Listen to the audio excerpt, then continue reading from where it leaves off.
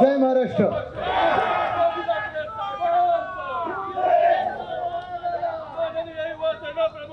खरं म्हणजे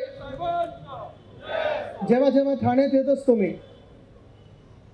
तेव्हा जुन्या आठवणी अनेक येत असतात.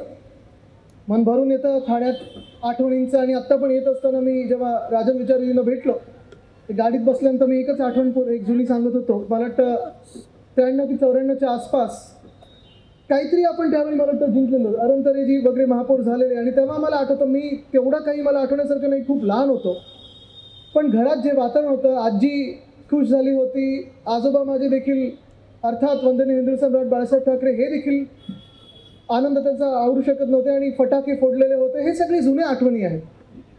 आणि मग तेव्हापासून आत्तापर्यंत आठवण तीच येते. प्रत्येक वेळी हेच लक्षात येतं की जेव्हा जेव्हा ठाण्यात आलेलो आहे, ठाणेकरांनी एवढं प्रेम दिलेलं आहे की कधीही असं वाटत नाही की आपल्यातून कुठचे गद्दार गेलेले आहेत. गद्दार गेले ते गेले, पण ठाणं तसंच्या तसं शिवसेनेचंच राहिलेलं आहे. एक मला माहिती आहे की मला अनेकदा आपण बोलवलेलं आहे, आपण अनेक कार्यक्रम घेतलेले आहेत, पण ह्याचा देखील अभिमान आहे की आपल्या पेरेंट पार्टीपेक्षा महिला आघाडीचे जास्तीत जास्त कार्यक्रम गेल्या 1.5-2 वर्षात ठाण्यात झालेले आहेत. आणि त्याच ताकदीने इथे महिला आम्हाला वाटतं 50% जास्ती दिसत आहेत. ही खरी शिवसेनेची ताकद आहे. कारण जिथे महिला आहेत तिथे विश्वास असतो, एक बांधिलकी असते, एक कुटुंब असतं. आणि खऱ्या अर्थाने उद्धव साहेबांना जे कुटुंब प्रमुख म्हणून ओळखलं जातं, ती ओळख मला इथे दिसत आहे. कारण इथे महिलांचा विश्वास एकमेव व्यक्तीवर आहे, उद्धव बाळासाहेब ठाकरे, की तिथे जिथे असतील तिथे सुरक्षा आहे, तिथे विश्वास आहे, तिथे प्रगतिशील महाराष्ट्र आहे. अनेक गोष्टी बोलण्यासारख्या आहेत, अनेक गोष्टी आपण जास्ती अनुभवल्या असतील. पण हल्ली एक नवीन फॅशन झाली आपल्या राज्यामध्ये, खोटं बोला पण रडून बोला. काय पाहिलं की नाही तुम्ही? आधी भाजप बोलायची खोटं बोला पण रेटून बोला, मिंदे बोलतात खोटं बोला पण रडून बोला. काय काय नाही, काल मला वाटतं एवढ्यासाठीच त्यांनी अधिवेशन घेतलं होतं की मुलांनी सांगितलं की माझे वडील किती अपयशी आहे ते त्यांना तोंडावर लोकांसमोर सांगायला हे एवढंच अधिवेशन होतं. जास्ती काही मी पण पाहिलं नाही, कारण त्यांना रडत बघायची सवय मला खूप आहे. रडारड ही काही नवीन नाही आहे, जुनी आहे. अनेक वर्ष मी पाहत आलेलो आहे. काही झालं की डोळ्यातून अश्रू काढायचे, रडायचं आणि जे काही पाहिजे ते मिळवायचं. पण आता लोक हे ओळखून आहेत, तुम्ही आम्ही सगळे ओळखून आहेत. किती उदाहरणं देऊ तुम्हाला. जसं काल ते रडले की काय मी नवरा म्हणून अपयशी ठरलो, मी वडील म्हणून अपयशी ठरलो. 2-3 दिवसांनी बोलतील आता मी घटनाबाह्य मुख्यमंत्री म्हणून अपयशी ठरलो, शिवसैनिक म्हणून अपयशी ठरलातच. पण आजच तुम्हाला सांगतो, पुढच्या काही दिवसांमध्ये जे मी सांगतो ते तुम्ही सगळे देखील बोलाल की तुम्ही एक माणूस म्हणून पण, व्यक्ती म्हणून पण अपयशी ठरलात. ज्या व्यक्तीने तुम्हाला सगळं काही दिलं, ज्या नेत्याने तुम्हाला सगळं काही दिलं, ज्या परिवाराने तुम्हाला सगळं काही दिलं, ज्या पक्षाने तुम्हाला सगळं काही दिलं, त्याच व्यक्तीचे बाप चोरायला निघालात तुम्ही, त्याच व्यक्तीचा पक्ष चोरायला निघालात तुम्ही, त्याच व्यक्तीचं इमान चोरायला निघालात तुम्ही. सगळं काही चोरण्याचा प्रयत्न केला. पण आज पण तुम्हाला सांगतो मी, ह्या महाराष्ट्रातून 2 गोष्टी पुसू जाऊ शकत नाहीत. एक म्हणजे उद्धव साहेबांनी केलेलं मुख्यमंत्री म्हणून असलेलं काम, आणि दुसरं म्हणजे तुमच्या माथेवर गद्दार, बापचोर, पक्षचोर लिहिलेला जो शिक्का आहे तो कोणी पुसू शकत नाही. गेल्या 5-6 वर्षामध्येच मी त्यांना एवढं रडताना पाहिलेलं आहे. हे जे घटनाबाह्य मुख्यमंत्री आहेत, किती उदाहरणं द्यायची. मला वाटतं उल्हासनगरमध्ये एक तरुण नगरसेवक व्हायचं होतं, त्याला धीरज म्हणून मुलगा होता, त्या धीरज ठाकूर. तुम्हाला आठवत असेल, आपल्या युवासेनेत होता. खासदारकीसाठी कल्याणमध्ये त्यांनी खूप मेहनत घेतली, जीव की प्राण पूर्णपणे दिवस रात्र मेहनत करून मला वाटतं तिथे आता जायला लागले त्याला. पण त्यांनी तिथे मेहनत घेतली, सगळं काही केलं. आणि मी त्यांना सांगितलं होतं, हे स्वतः पालकमंत्री, MSIDC खातं यांच्याकडे सगळं काही बघत होते. मी बोललो हो, एक कोआप्टा पण त्याला दिली पाहिजे. त्या धीरजला चांगलं काम करत होतं, ॲटलिस्ट माझ्या डोळ्यासमोर तरी चांगलं काम केलं होतं. त्याला कॉप देऊया, चांगलं एक काम करणारा मुलगा आहे, तरुण मुलगा, पुढे येईल. जे रडारड सुरू केलेली आहे मातोश्रीमध्ये की नाही साहेब तुमचा विश्वास नाही, मी राजीनामा देतो, मी असं करतो. अरे मी बोललो जाऊ देव, तुम्ही ठेवा ते क्रॉप तुमचं, तुम्हाला लक लागो. तसंच अजून एक मला वाटतं इकडचे आता जे मला हल्ली शिवाय देत असतात, आपल्यात काही वर्षापूर्वी आले होते, त्यांना तिकीट द्यायचं होतं, शहरातलं तिकीट त्यांना द्यायचं होतं. उद्धव साहेबांनी ठरवलं चला त्यांना तिकीट देऊया. मी पाहिलं एकदा उद्धव साहेबांसमोर हे पण रडतात ते पण रडतात, एकामेकांशी परत रडारड. एवढंच काय, कल्याणमध्ये तर ते नाटक सगळं केलं होतं ना, मांडी लावून मी बसू शकत नाही आणि म्हणून अरे बापरे विवलं, काय प्रकार आहे, काय प्रकार आहे.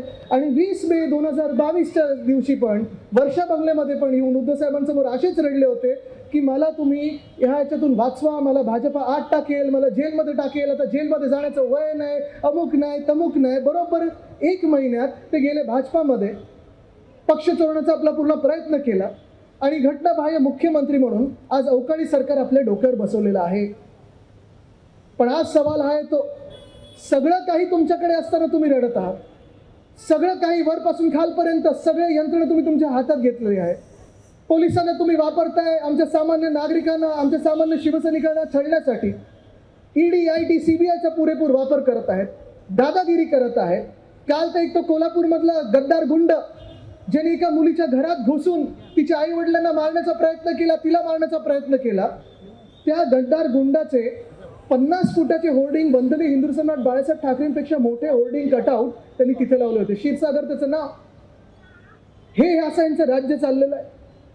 मी जेव्हा कल्याणमध्ये चाललो होतो, ज्या दिवशी आपल्या ते अभिषेक घोसाळकरला गोळी मारून ठार मारलं गेलं, त्या दिवशी राजन विचारे साहेब आणि मी गाडीत होतो आणि आम्ही तेच होर्डिंग्स बघत होतो जिथे जिथे त्यांना वाढदिवसाच्या सगळ्या शुभेच्छा दिल्या होत्या. एक पण असा व्यक्ती नव्हता त्या होर्डिंगवर जो सामान्य चांगला नागरिक असेल किंवा त्याचं काम चांगलं असेल. प्रत्येक जण एक तर कॉन्ट्रॅक्टर किंवा गुंड, कॉन्ट्रॅक्टर नव्हतं गुंड, ही गुंडांची फौज त्यांनी त्यांच्या मंत्रालयात रील बनवण्यासाठी सोडलेली आहे आणि हेनाच आता पोलिसांना सलाम करायला लावत आहे. दुर्दैव या महाराष्ट्राचं हेच आहे की एका नीच निर्लज्ज अशा व्यक्तींनी जेव्हा आपला पक्ष चोरण्याचा प्रयत्न केला, कुठेही पुढे मागे बघितलं नाही, कुठेही पुढे मागे लाज वाटली नाही की सगळं जे काही तुम्हाला मिळालेलं आहे, तुमच्या पहिल्या विधानसभेच्या तिकिटापासून मंत्रिपदापर्यंत, मग ते MSIDCचं खातं असो, युडीचं खातं असो, युडीचं खातं तुम्ही आज माहिती काढून घ्या, कुठे गुगल करायचं तर गुगल करा आता मी बोलत असताना. पण कधीही कुठच्या मुख्यमंत्र्यांनी नगर विकासाचं खातं दुसऱ्या मंत्र्याला दिलेलं नाहीये. जेवढा मोकळा हात आपण त्यांना दिला होता कधीही कोणी दिलं नाहीये. विचारा तुम्ही, सगळ्या फाईल अडवल्या जातात, सही करायच्या आधी 100 वेळा विचारलं जातं. उद्धव साहेबांनी कधी लक्ष पण दिलं नाही की आपण ज्या व्यक्तीवर विश्वास ठेवलाय चला ती व्यक्ती काम करत आहे. कधी उद्धव साहेबांनी ह्याच्यावर विश्वास ठेवला नाही. जेव्हा अनेक लोक त्यांना सांगायचे की हे मिंदे काहीतरी करत आहेत, तुमच्या पाठीच्या मागे काहीतरी करत आहेत, लक्ष ठेवा, उद्धव साहेब उलट त्यांच्यावर चिडायचे की ज्या माणसावर मी विश्वास ठेवलेला आहे त्याच्यावर मी पूर्णपणे विश्वास ठेवीन. पण दुर्दैव ह्या माणसाचं एवढंच आहे, ह्या आपल्या राज्याचं एवढंच आहे की आपल्यामध्ये अशी पण काही लोक होती की हा विश्वासघात हा त्यांनी ठरवून केला आणि एवढा घाणेरडा विश्वासघात केला, एवढ्या घाणेरड्या प्रकारात जाऊन केला की आपण कधीतरी विश्वासही नाही ठेवू शकत की अशी व्यक्ती ही अशी आपल्या आसपास असू शकते. आज महाराष्ट्रामध्ये आपण पाहतात की उद्योगामध्ये गेल्या 2 वर्षामध्ये, गेल्या 2.5 वर्षामध्ये एक पण नवा उद्योग हे आणू शकले नाही आहेत. आणलाय नवीन, कधी ऐकलं तुम्ही उद्योग आलेला? ऐकलं एक तरी नवा उद्योग आलेला? कोणी नाही ऐकलं. एक ना नवी रोजगाराची संधी मिळते, एक नवीन नोकरी उपलब्ध होत नाहीये, नोकर भरतीमध्ये घोळ झालेला आहे. पण वेदांत फॉक्सकॉन असेल, एअरबस टाटा असेल, बल्क ड्रग पार्क असेल, मेडिकल डिव्हाइस पार्क असेल, आपलं डायमंड बोर्ड्स असेल, अनेक गोष्टी अशा आहेत ज्या पळून लावल्या. जसे लपून छपून स्वतः गुजरातला, सुरतला पळाले, तसेच सगळ्या गोष्टी त्यांना थँक्यू बोलायला इथून एक एक गोष्ट ही सगळी गुजरातला पाठवत आहेत.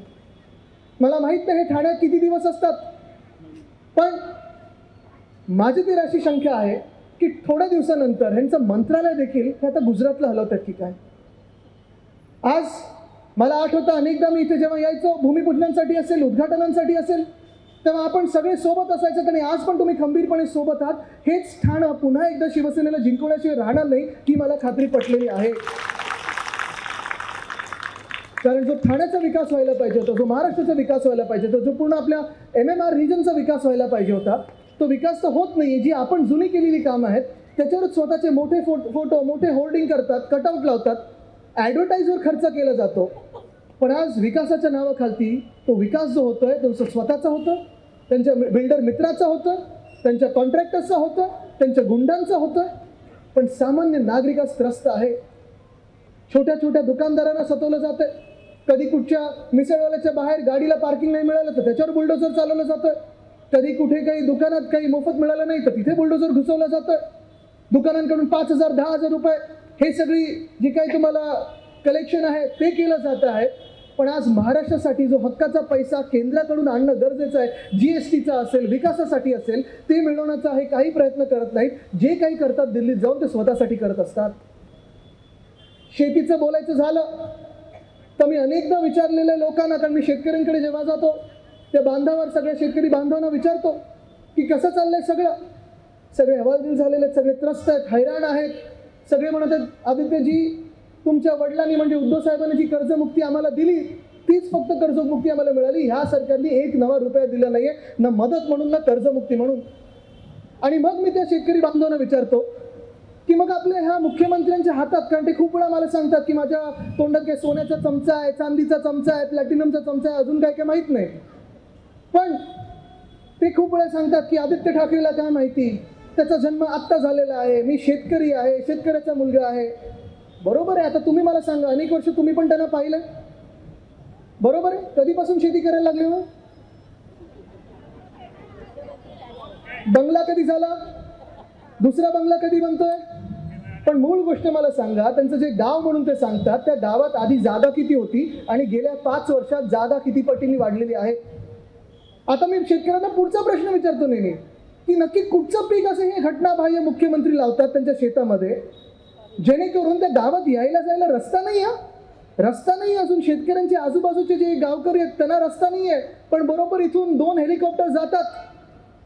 2 हेलिकॉप्टर जाऊ शकतात मुख्यमंत्र्यांच्या शेतामध्ये. हे गरीब शेतकरी आहेत आपल्या राज्यातले.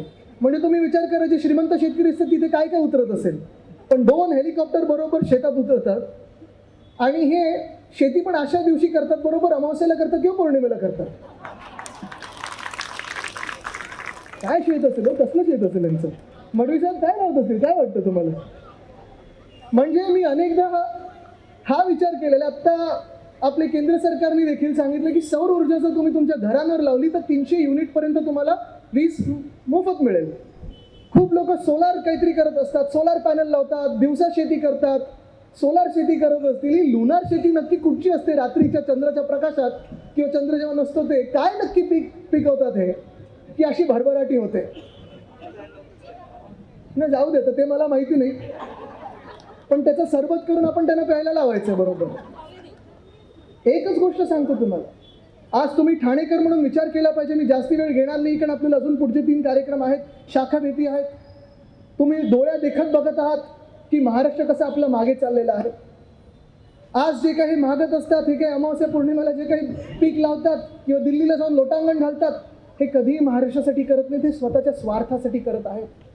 ज्या व्यक्तीने स्वतःच्या स्वार्थापोटी, स्वतःला ईडीमधून वाचवण्यासाठी, स्वतःला IT मधून वाचवण्यासाठी, ज्या माणसाने त्यांना सगळं काही दिलं त्या माणसाच्या पाठीत खंजीर खुपसू शकतात. सगळ्यात कठीण काळात, म्हणजे तुम्ही आठवा तो काळ जसा होता, आमच्यासाठी तो एवढा कठीण काळ होता. उद्धव साहेबांवर 2 शस्त्रक्रिया झाल्या होत्या, जास्ती ते हलू शकत नव्हते. आणि त्या गोष्टीचा फायदा घेऊन, त्या गोष्टीचं कारण दाखवून यांनी 40 गद्दारांना फोडलं आणि सुरतेला लोटांगण घातलं, गुजरातच्या समोर लोटांगण घातलं, दिल्लीसमोर लोटांगण घातलं. काय वाटत असेल उद्धव साहेबांना की ज्या व्यक्तीने सगळं काही उद्धव साहेबांकडून घेतलं, त्यांनी आता पक्ष पण घेण्याचा प्रयत्न केला, चोरण्याचा प्रयत्न केला. की जो पक्ष वंदनीय हिंदू सम्राट बाळासाहेब ठाकरेंनी बनवलेला पक्ष आहे, गेल्या 50 वर्षात आपण पाहिलं असेल, उद्धव साहेबांनी देखील माझ्या आजोबांसोबत सगळीकडे फिरून काम केलेलं, आपले पक्ष घडवलेला आहे, शाखा बनवलेल्या आहेत. त्याच व्यक्तीकडून तुम्ही घेता आणि त्यांनाच तुम्ही शिकवायला जाता. वाटत काय असेल त्यांना, आज तुम्ही हा विचार केला पाहिजे. आणि त्या व्यक्तीचं जर हे व्यक्ती होऊ शकत नाही, हे गद्दार होऊ शकत नाही, हे अलिबाबा होऊ शकत नाही, तर तुमचे आमचे काय होणार? आज ठाणे देखील हे विकून टाकतील गुजरातला, दिल्लीसमोर लोटांगण घालतील. पण आपल्याला आता विचार करायचा आहे की येणारी निवडणूक ही किती महत्त्वाची ठरणार आहे. ही निवडणूक काही नुसतं स्थानिक आमदारासाठी नाही आहे, ही निवडणूक नुसतं 40 गद्दारांसाठी नाही आहे. ही निवडणूक, ही गद्दारी जी काही झाली ती संपवण्यासाठी नाही, पण ही निवडणूक एका बाजूला देश संपवणारे लोक आहेत आणि दुसऱ्या बाजूला आपण शिवसेना उद्धव बाळासाहेब ठाकरे आपल्या देशासाठी रक्षण करणारे लोक आहोत, आपल्या संविधानाचं रक्षण करणारे लोक आहोत. ही निवडणूक फार महत्त्वाची ठरणार आहे. 2022 मध्ये भाजपाने शिवसेना तोडली, 2023 मध्ये राष्ट्रवादी काँग्रेस फोडली, 2024 मध्ये काँग्रेस फोडण्याचा प्रयत्न करत आहेत, एक 3 पक्ष फोडतायत, एक परिवार फोडलं. पण एवढ्या सगळ्यामधून महाराष्ट्राला गाजराशिवाय काही दुसरं मिळालंय का? आपण हा विचार करा. ना शेतकरी खुश, ना उद्योगपती आपल्या मुख्यमंत्र्यांवर विश्वास ठेवून महाराष्ट्रात येतात. त्यांनी मध्ये तरी काहीतरी मी 2-4 वेळा प्रेस कॉन्फरन्स घेतली. वेदांत फॉक्सकॉन गेल्यानंतर, एअरबस टाटा गेल्यानंतर मग त्यांनी मोठं आर्थिक काही सल्लागारांचं काउन्सिल बनवलेलं आहे, इकॉनॉमिक काउन्सिल. गंमत अशी झाली की जानेवारीच्या महिन्यामध्ये गुजरातमध्ये काय ते व्हायब्रंट गुजरात ते घेतलं. 26 लाख कोटीची गुंतवणूक त्यांनी गुजरातमध्ये घेतली. आनंद आहे, मी अभिनंदन करतो. पण त्यात गंमत अशी आहे की आपल्या इकॉनॉमिक काउन्सिलचे जे अध्यक्ष आहेत, इथे त्यांनी 1 रुपयाची गुंतवणूक नाही केली. गुजरातमध्ये 70,000 कोटी देऊन आलेले. मग कोण तुमच्यावर विश्वास ठेवत आहे? मुख्यमंत्री म्हणून तुमचं काय नक्की काम आहे, काय कर्तव्य आहे, काय कार्य आहे, काय कर्तृत्व आहे, हे आज उत्तर देणं गरजेचं आहे. पण तुम्हाला पुन्हा एकदा सांगतो, हे 3 पक्ष फोडल्यानंतर, एक परिवार फोडल्यानंतर आज देखील संपूर्ण महाराष्ट्र हा उद्धव साहेबांसोबत उभा आहे, आपल्या महाविकास आघाडीसोबत उभा आहे. अनेकदा मी पाहिलेले रस्त्यात लोक थांबवतात, स्वागत करत असतात आणि सांगतात मला की आदित्य घाबरू नको, उद्धव ठाकरेंना सांग आम्ही तुमच्या सोबत आहोत. जे काही सर्वे येत आहेत त्या सर्वेमध्ये देखील आपणच 1 नंबरवर आहोत. आणि ह्याचं तुम्हाला एकच उदाहरण सांगतो, जर आज एका तरी सर्वेमध्ये आपण मागे असतो तर आज यांनी थोडी हिंमत दाखवली असती, लाज दाखवली असती आणि ठाणे महानगरपालिकेची तरी निवडणूक घेतली असती. 2 वर्ष झाले मुंबई महानगरपालिका, ठाणे महानगरपालिका, नवी मुंबई असेल, कल्याण डोंबिवली असेल, नागपूर आहे, नाशिक आहे, पुणे आहे, कोल्हापूर आहे, सोलापूर आहे, एक सुद्धा महानगरपालिकेमध्ये निवडणूक घेण्याची ह्यांनी हिंमत दाखवली नाही. महानगरपालिका काय, आपल्या युनिव्हर्सिटीमध्ये देखील ह्यांची हिंमत नाही की निवडणूक घेण्याची. कदाचित आपल्याला सुप्रीम कोर्टातून न्याय मिळेल, कदाचित थोडा वेळ लागेल. पण मी जे चॅलेंज परत परत या घटनाबाह्य मुख्यमंत्र्यांना देत असतो, ते पुन्हा एकदा आज चॅलेंज देत आहे. त्यांच्या मतदारसंघातून देत आहे, त्याच्या पुढे जाणार मी त्यांच्या मतदारसंघात. चला, हिंमत असेल ना, तुमच्या मुख्यमंत्री पदाचा राजीनामा द्या. चांगलं काम केलं असेल, लोक तुम्हाला स्वीकार करतील. आमदारकीचा राजीनामा द्या, माझ्यासोबत उभं राहा, मी तुमच्या मतदारसंघात येऊन लढायला तयार आहे.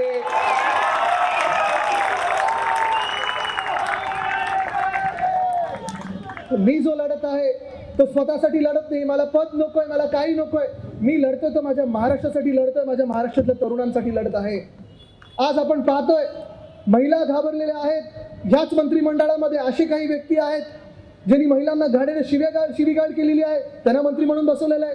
असेही काही मंत्री आहेत ज्यांच्यावर घाणेरडे आरोप झालेले आहेत. उद्धव साहेबांनी त्यांची हकालपट्टी केलेली मंत्रिमंडळातून, त्यांना पुन्हा एकदा मंत्रिमंडळात घेतलेलं आहे. आणि अशी भाजपा आहे ज्यांनी बिल्किस बानोवर ज्यांनी अत्याचार केले त्यांचं स्वागत केलं आणि जेलमधून सोडून प्रचारात फिरवलं होतं. आपलं हिंदुत्व हे स्पष्ट आहे. आपलं हिंदुत्व घरातलं चूल पेटवणारं हिंदुत्व आहे, घर पेटवणारं नाही. आपलं हिंदुत्व हे स्पष्ट आहे. राम राज्य आणणारं हिंदुत्व. आणि त्या राम राज्यामध्ये ज्या महिलेवर अत्याचार होईल त्या अत्याचारीला, त्या महिलेचं जातपात धर्म कुठचाही असला तरी फासावर चढवल्याशिवाय आपण राहत नाही. हे आपलं हिंदुत्व आहे. आणि म्हणून आज मी तुम्हाला विचारतोय, ही लढाई आहे, ही फार महत्त्वाची आहे, ही मोठी लढाई आहे, ही देश हिताची लढाई आहे, ही महाराष्ट्र हिताची लढाई आहे, ही संविधानाच्या रक्षणासाठी आपण लढत आहोत लढाई. तुम्ही मला सांगा, तुम्ही माझ्यासोबत राहणार की नाही? तुम्ही मला तुमचं प्रेम आणि आशीर्वाद देणार की नाही? तुमचं जर प्रेम आणि आशीर्वाद मला द्यायचं असेल तर मोकळ्या हाताने 2 हात वरती करून द्या. आणि हे आशीर्वाद देत असताना आजूबाजूला पहा. ही जी ताकद आहे ना, या ताकदीला कोणी आडवं जाऊ शकत नाही. जो आडवा जाईल त्याला तुम्ही आडवं केल्याशिवाय राहणार नाही. धन्यवाद. जय हिंद, जय महाराष्ट्र, वंदे मातरम. एबीपी माझा, उघडा डोळे बघा नीट.